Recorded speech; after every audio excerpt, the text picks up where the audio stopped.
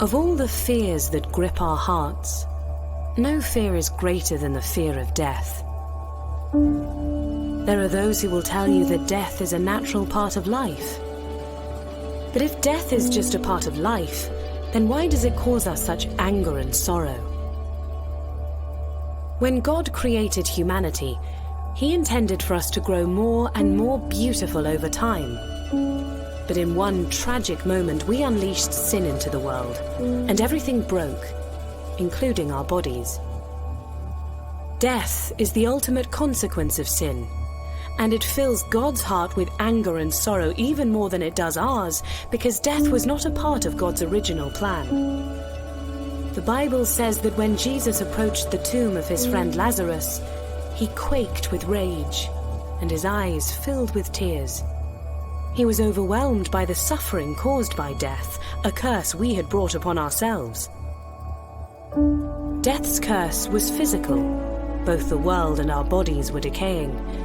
But death's curse was also spiritual, eternally separating humanity from their Creator, the source of all light, love, and life. But because of God's amazing love, He chose to surrender all power and glory to rescue us from death. Jesus, God's only Son, was expelled from the presence of the Father and thrust into complete darkness in our place. He took humanity's curse upon Himself, breaking death's grip on us and purchasing humanity a place at the Father's side forever. A day is coming when the true King will return at last to restore the world to its full glory, and us with it, renewing both soul and body. You'll still be yourself, but even more so, you'll finally be the real you. On that day, we'll look at each other and say, I always knew you could be like this. I saw glimpses of the real you, flashes of it, and now here you are. Our future is not an ethereal, impersonal one. You're not going to float through the clouds. You're going to walk. You're going to eat. You're going to laugh. You're going to hug. You're going to sing in realms and degrees of power and joy that you cannot now imagine.